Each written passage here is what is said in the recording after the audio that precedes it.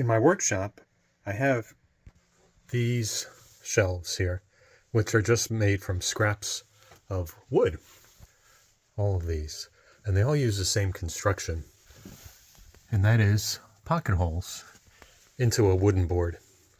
So I can put these wherever I want. I have various types. So this is a molded profile going on end grain and long grain that way. So let me show you how I do that. My plan is to make a little rest or shelf for this golf ball. So I'll make a molded profile on all three sides here. That will be flat on that side, and I'll cut that off. But there's a trick here. When you're working with end grain, that's going to all chip out. So what you need to do is have a sacrificial piece. So you have two options for the sacrificial piece. Because this is end grain here, going this way, if I come across the grain, this will all split. So you want something the same width, or the same thickness as this piece. So if you have a piece of wood that's already the same thickness, for example, like a stock 3/4 inch piece, go get that. If you don't, just take off a chunk, and that'll be your sacrificial piece. So now I have long grain this way, and I have long grain, this was the piece off here, but I'm going to rotate it so this doesn't chip out. We'll put that in the vise. Okay, we got our sacrificial piece here and the piece we're working on here. We'll work on the end grain first. It's easier to do it that way. And let's do it like this. Stick both of these in the vise. Long grain is going across this way. End grain on top on this piece.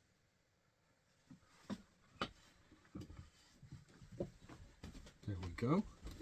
And hopefully I have enough room with my molding plane here. You can see the molding plane to give us our pattern.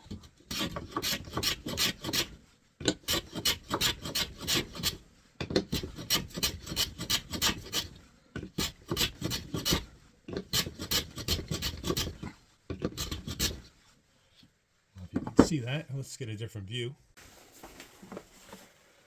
So just a few more passes and we should be there. And it'll bottom out here because this is a kind of a bearing surface. There's a spring angle on this, meaning usually there's a line. Maybe this one doesn't have it, but you kind of learn over time what it should be.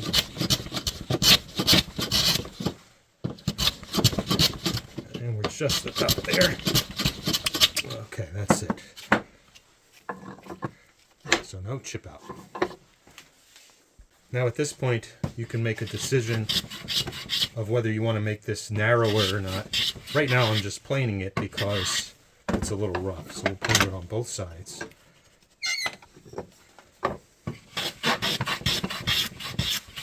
But I'm fine with the width, but I could make it narrower with a saw where a plane is needed. Now we'll work the, we'll work it to do the rest of the profile. Okay, again, this will be a lot easier because they're going with the grain.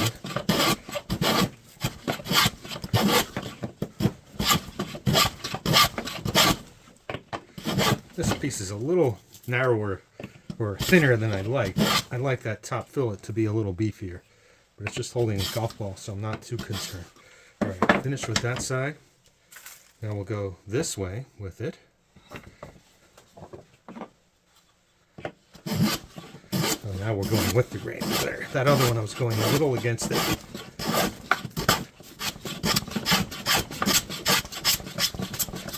Okay, all set. There's our piece. And I'm wondering, I think I might have to do one more pass here because it looks a little asymmetric.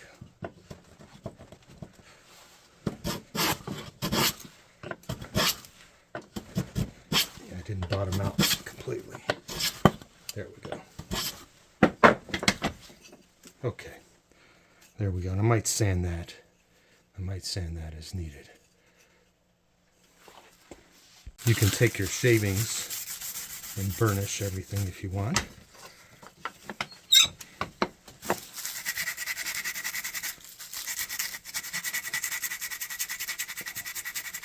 It actually works. I remember I saw the first time Roy Underhill do that. I was like, what? What is that doing? And I realized it actually does work. So I now have a shine on there. Well, at this point, do I put the pocket hole on the bottom or the top? Well, it goes on the bottom because you're not going to see the bottom. It's going to be here. You're not going to see the bottom. So we'll cut this to length and then put the pocket hole in. I have the Craig jig set at a 1/2 inch. Now you can do this the old-fashioned way and cut out the hole yourself if you don't have one of these. This is the bit, and I've set that to a 1/2 inch. We'll put we want the hole on this side.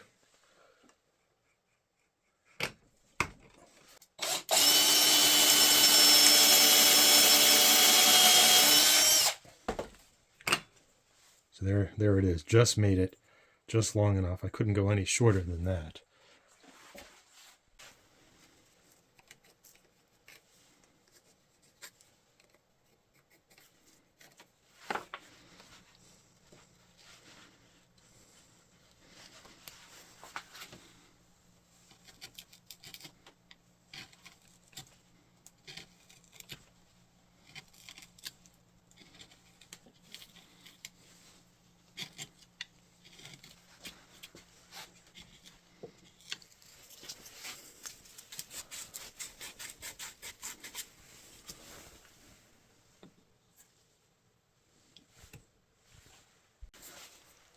Use this polissoir.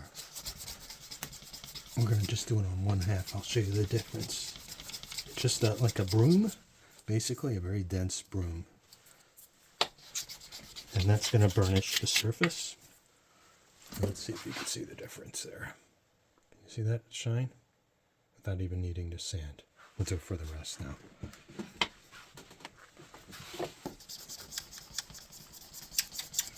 A lot of these I learned at working wood in the 18th century, a lot of these tips. Also from some books. Working wood in the 18th century is at Williamsburg every year in January. And I don't think it's going to work too well for this, but I do want to get this end grain a little better. So I'm just using some shavings. Doesn't have to be perfect for my workshop. So that's what we have, and we'll get that into the wall. You can use whatever you want for the finish. You don't even have to have a finish. I'm going to use the boiled linseed oil.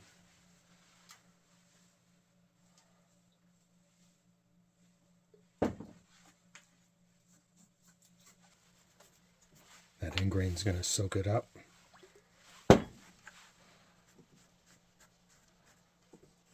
I could have sanded that and filed it. Of course, if this was a fine piece of furniture, I'd be doing that. This is just my workshop.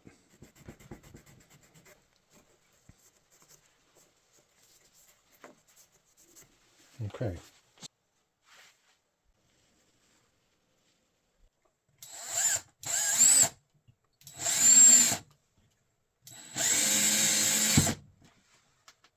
That is not moving anywhere.